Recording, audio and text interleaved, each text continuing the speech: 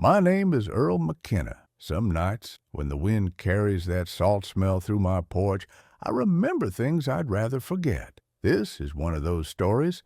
It was the autumn of 1984 when I first came to Granite Point, a small fishing village nestled on the rocky coast of Maine. I was younger then, cocky, if I'm being honest, with calloused hands and a heart full of ambition. I'd heard rumors about the fishing grounds there, about waters so rich with cod and halibut that a man could fill his nets in a single night. A man could make his fortune, they said. A man could become legend. I pulled my boat, the Sarah Jane, into the harbor on a gray afternoon. The town was quiet, almost too quiet. The wooden docks creaked under my boots as I walked them, taking in the weathered buildings and the few fishermen who glanced at me with eyes that seemed to hold some kind of warning. But I was young. I didn't read warnings back then. I read opportunity. That evening I met the lighthouse keeper. His name was Thomas Whitmore, though everyone called him Old Tom, even though he couldn't have been much older than 60.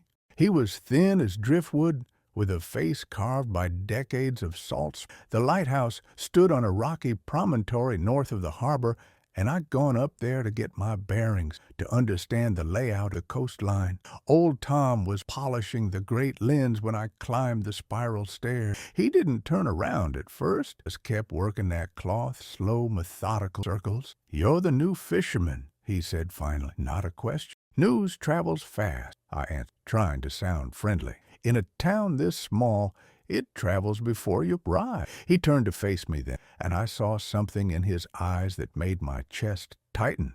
Not fear, exactly. Resignation. "You planning to fish the North Waters? Heard they're good," I said. "They are. During the day." He set down his cloth and moved to the window, looking out toward the darkening sea. "Don't fish here at night, boy. There's an understanding in these waters. Some rules that men don't write down, but men know all the same." I laughed. I actually laughed. "What? Are you telling me there's something out there that'll get me? Some sea monster?" I meant it as a joke, but Old Tom didn't smile. "Not a monster," he said quietly. "Consequences. Things that happened here. Things that don't like being disturbed." He told me then about the Artemis, a merchant vessel that had vanished in these waters in 1962. 23 crew members, gone on a clear night in October, just like the one that was coming. The Coast Guard searched for weeks. They found nothing. No wreckage, no bodies, no sign that the ship had ever existed at all. The official report listed it as lost to unknown causes. The local knew better. Lost to the night. Old Tom's lost to fish in these waters when the sun goes down. I wanted to dismiss him as a superstitious old man, the kind you find in every coastal town, full of ghost stories and sailor's lore. But something in his voice, a sincerity that couldn't be faked, made me listen, made me wonder. What happened to them? Old Tom turned back to his lens, his expression closing like a door. Nobody knows. Nobody who's still alive anyway. They went out at dusk. By dawn, they were gone. The only thing that washed ashore, a child's wooden toy still wet with sea foam. He wouldn't say more after that. I stayed another hour, asking questions he wouldn't answer, until finally I gave up and headed back down to the harbor. The sun was setting as I walked, painting the sky in shades of orange and red. Beautiful and terrible at once. I thought about Old Tom's warning all through dinner.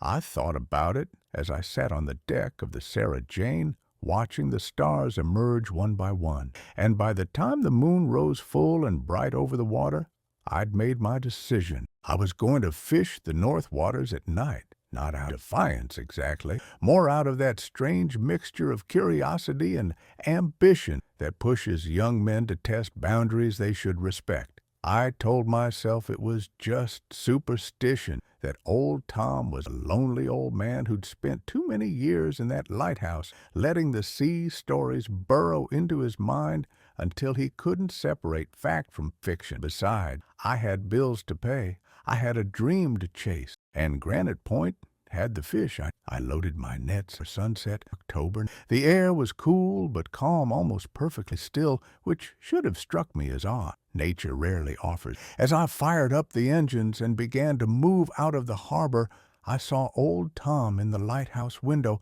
watching me go. He didn't wave. He didn't move. He just stood there, a silhouette against the light, and I swear I could feel his disappointment from a quarter-mile away. The moon was bright enough to cast shadows on the deck, bright enough to see everything clearly as I motored out to the north waters, where the seafloor dropped away and the fish ran deep and hungry.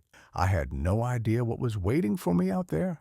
I had no idea that some warnings aren't given to frighten us. They're given because they're all that's left of the people who came before. The north waters were exactly as I'd imagined them, deep, dark, and alive with possibility. I cut the engines about 2 miles from shore and began setting my nets. The moon hung so bright that night that I barely needed my deck lights. Everything was silver and shadow, black water reflecting white sky. It was beautiful in a way that made me forget the old lighthouse keeper's warnings entirely. For the first hour, nothing seemed out of the ordinary. I worked my nets, felt the familiar pull of the sea against the lines, heard the creak of rope, slap of water against the hull. This was what I loved about fishing, that moment when it was just me and the ocean, when the rest of the world fell away and all that mattered the work. Then the wind died. I noticed it around midnight. The breeze that had been gently pushing at my jacket simply stopped. The water went from rippled to glassy, a mirror so perfect it seemed unnatural. I remember thinking it was odd, but I didn't think much beyond that. Weather changes, the sea is moody. That's when I heard the first sound. It came from somewhere beneath the water, a low hum, almost like an engine far away, organic somehow. I looked around the deck, half expecting to see another boat. There was nothing, just me, the Sarah Jane, an ocean that had gone utterly, completely still. The hum grew louder. I checked my radio. Static. Pure white static that shouldn't have been there in a populated fishing area. I turned it off and on again. Same thing. Every channel was dead. Nothing but that rushing, empty noise. My hands started to shake. I told myself it was the cold, but it wasn't. It was something else. That deep animal instinct that lives in the brain stem.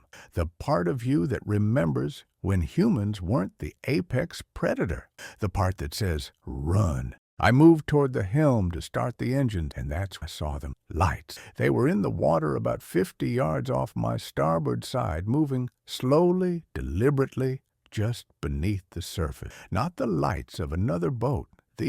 They had a greenish tint, and they moved with an intelligence that made my breath catch my throat. They didn't bob or drift, they traveled. I counted 5 at first, then more than I could track, all moving in the same direction, toward me. My hands fumbled with the ignition. The engines coughed once, twice, then caught. I threw the throttle forward, and the Sarah Jane lurched to life, cutting through that glassy water toward the shore. Behind me, those lights accelerated. I've been on the water my whole life. I've been through nor'easters that would make grown men weep. I've seen squalls come up so fast they seemed to materialize from nothing. But I have never, not once in 53 years, felt fear like I felt it in that moment. It was primal. It was absolute. The lights were gaining on, and as they got closer, I began to hear something else beneath that mechanical hum. Voices, maybe, or singing. It was hard to tell. The sound seemed to come from everywhere at once, from the water, from the air, from inside my own skull. It was almost musical, almost beautiful, and that's what terrified me most. Because part of me wanted to stop the engines and listen. Part of me wanted to turn the boat around and let those lights come closer. I white-knuckled the wheel and kept the throttle pushed forward as far as it would go. That's when my net snagged on. The Sarah Jane lurched to a stop so suddenly I was thrown against the helm. I heard the terrible groan of wood and rope as something massive pulled against my lines from below. For a moment, just a moment, I thought the engines had stalled, but no, they were running. Whatever had caught my nets was strong enough to hold the boat in place despite the propeller's thrust. I grabbed my knife and started toward the rail to cut the lines, but something made me stop. The lights had stopped moving. They hung in the water, maybe 30 feet away, pulsing slowly, and in that moment of stillness, I saw something that will haunt me for the rest of my life. A shape rose from beneath the water. It was roughly the size of a ship's hull. It wasn't a ship, the surface too smooth, too geometric, covered in what looked like scales, but moved like fluid, and on its underside in rows that seemed to go down forever. Thousands of them, maybe tens of, all pulsing a rhythm that I own. I don't remember running to helm or beyond its limits. But I do remember the moment the line snapped, the moment the Sarah Jane suddenly lurched forward with a speed that nearly threw me off the deck. I do remember the sound the thing made as I pulled away, a sound like whale song mixed with the death cry of something enormous and ancient. I drove that boat toward shore like a man. The lights didn't fall. They just hung there and pulsed until the darkness swallowed. By the time I reached the harbor, my hands were bleeding from gripping the wheel, and I was making sounds I didn't know my throat could make. I cut the engines and collapsed on the deck, gasping for breath, entire body shaking with adrenaline and terror and something else I couldn't name. That's when I realized something was tangled in what remained of my. It was small, maybe the size of a man's fist, and it was glowing with that same greenish light I'd seen in the water. I almost didn't touch it.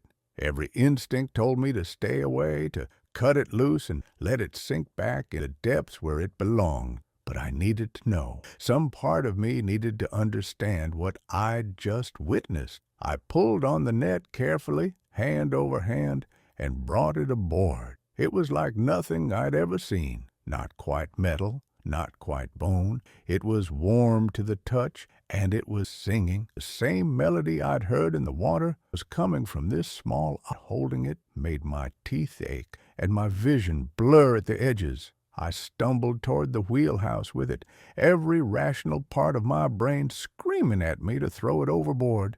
But I didn't. Instead, I locked it in my cabin and climbed back on deck. Old Tom was standing at the end of the dock. I don't know how long he'd been there, but he was watching the Sarah Jane with an expression of such profound sadness it broke something in me.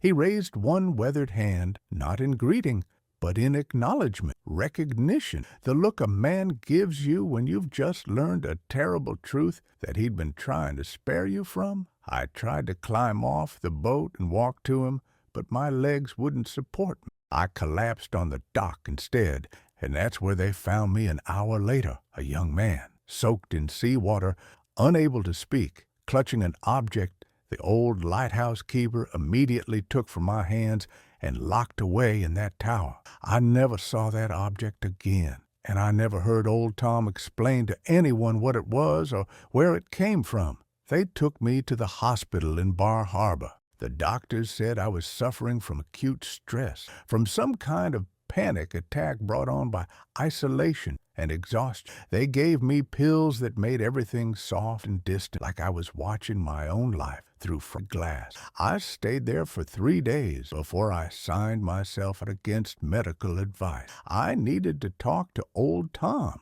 I found him in the lighthouse, just as I knew I would. He was sitting in a chair facing the great lens, his hands folded in his lap, staring out at the sea as if it might suddenly give up its secret. He didn't seem surprised to see me. "You came back?" he said. "I had to know," I told him. My voice sounded strange to my own ears, thin, hollowed out. What was that? What did I bring up from old Tom was a long time? Outside, the beam of the lighthouse swept across the dark water in its eternal a rhythm as old as the tower itself. Finally, he spoke. "There are things in the deep ocean that men aren't meant to understand," he said, "not because we lack the intelligence, because some knowledge carries a cost that no human should have to pay. That object you found, The one I took from you, it's a kind of message, a warning, if you want to call it that. A warning from what? From them, he said, gesturing vaguely toward the sea. The ones who live below. The ones who were here long before we built our boats and our harbors and our lighthouses. The Artemis didn't sink, Earl. It was taken. The crew didn't drown. They were invited, chosen. I felt my stomach turn. Chosen for what? That, old Tom said, is the part I don't know, and I've spent 25 years wishing I didn't want to know. He told me then about his own experience. He'd been a fisherman once, years ago, before he took the lighthouse keeper's position. He'd ignored warnings, too. He'd gone out, he'd seen the lights, heard the singing.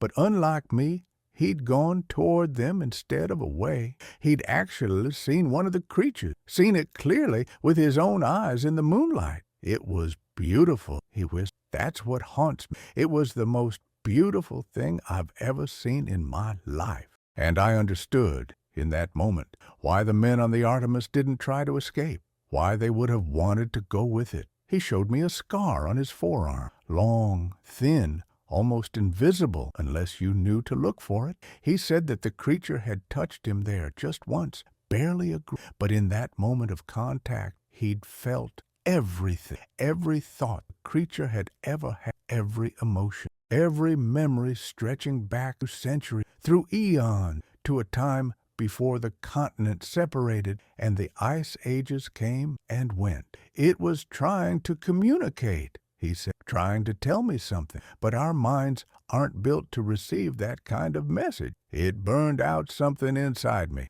I spent 3 years in institutions, Earl, 3 years trying to convince people and myself that I wasn't mad. Why did you come back here? I asked him. Why take this job where you have to look at that water every single day? Old Tom turned away from the window and looked at me directly. His eyes were rimmed with red, and I realized he'd been crying, not recently, but for a long time, years, decades, because this lighthouse is a bargain. I keep the light burning. I warn the ships away, and in exchange, they leave the town alone. They leave the harbor alone. The fishing is good during the day because the light buys us safety at night. You're saying the light protects us? I'm saying, old Tom corrected gently, that there are older contracts than the ones men write. There are debts and agreements that were made long before any of us were born, and I am simply honoring an obligation.